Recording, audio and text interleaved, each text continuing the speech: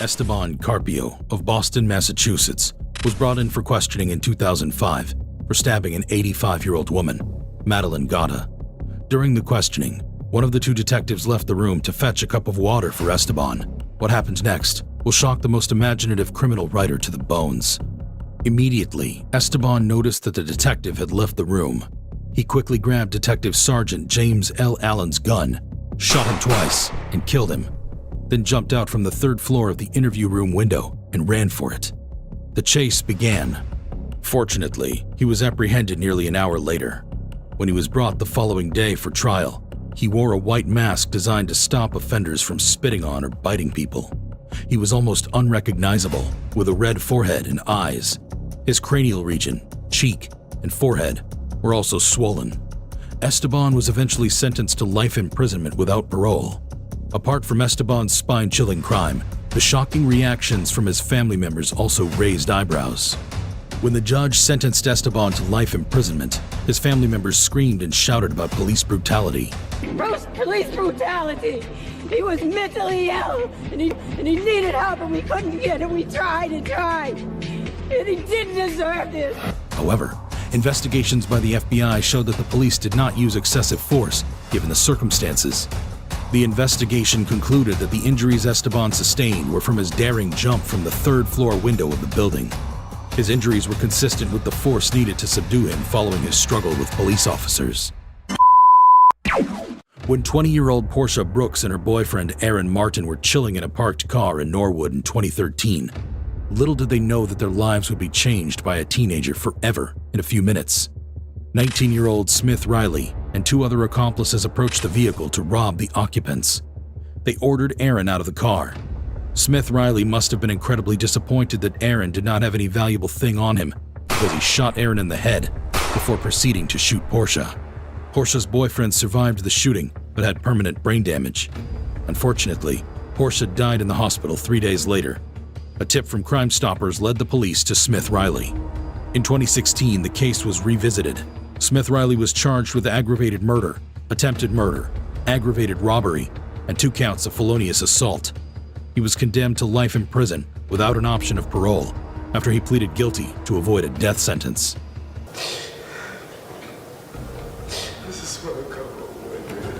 His lawyer tried to argue that he deserves leniency. This is somebody that feels genuine remorse. This is somebody that thinks about this every day, and he knows that he can't go back in time and undo what he did. Portia's family was called upon to deliver a victim's impact message. This is what I have left because of his greed, his selfishness, his complete disregard of and disrespect of others and life. This is what I have left. I talk to her, I kiss her, I hold her, but as you can see, I get nothing back except the reality that she is gone. When the sister was called to speak, she said, He wants parole, well, I want my sister. Let's trade. Immediately, Riley heard the sentence of life imprisonment without parole. Four defendants serve a term of life without parole. As to count 4, the offense of attempted murder. Ryan hijacked a car with a 4-year-old inside just outside a gas station in Longmont. In what seemed like a scene from Fast and Furious, Ryan led the police on a lengthy high-speed chase that spanned 60 miles. The 90-minute car chase ended when Ryan was caught running on foot, having damaged the vehicle he hijacked. But that was not before he crashed into a van, dragging the driver out and stealing the van. In his attempt to escape, Ryan hit a state trooper laying a tire deflation device and breaking his legs. He also hit several other cars and hijacked 2 others before being apprehended.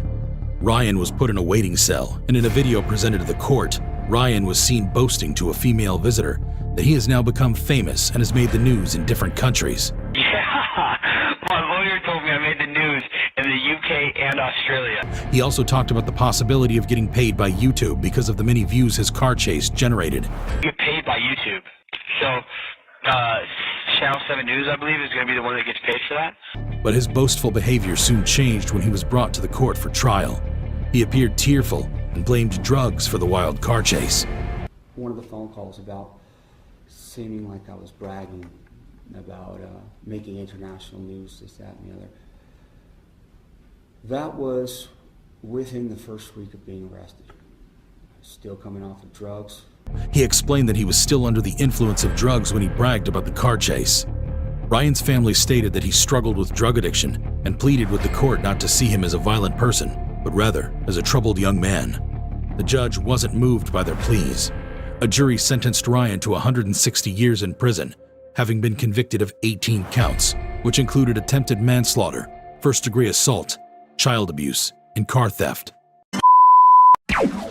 It takes a cold-hearted murderer to kill not one, but 3 people, and even a heartless one to feel no remorse for these crimes. This was the case of Michael Madison, who kidnapped and murdered 3 people and then wrapped their bodies in garbage bags. Michael grew up in a chaotic and abusive household. Although that might have contributed to how he turned out, it wasn't enough to excuse his crimes. Sherelda Terry was one of Michael's victims.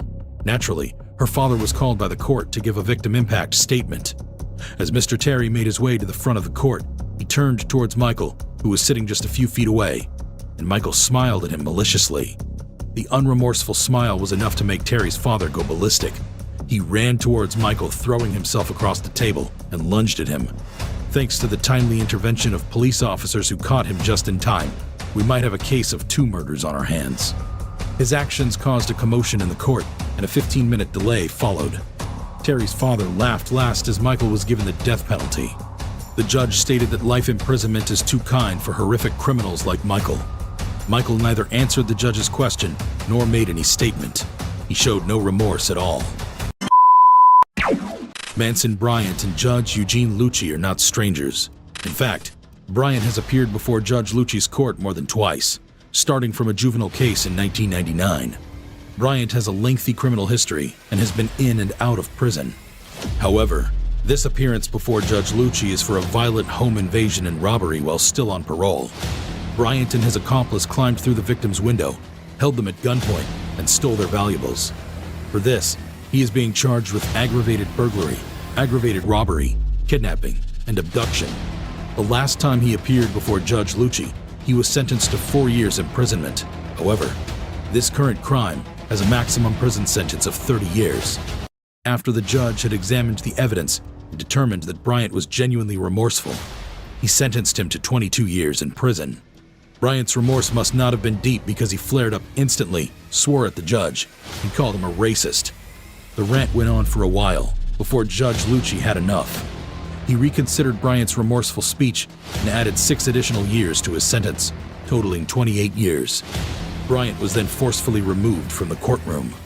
Bryant's attorney Daniel Williams stated the hearings are often emotional and that his client had an emotional but regrettable action.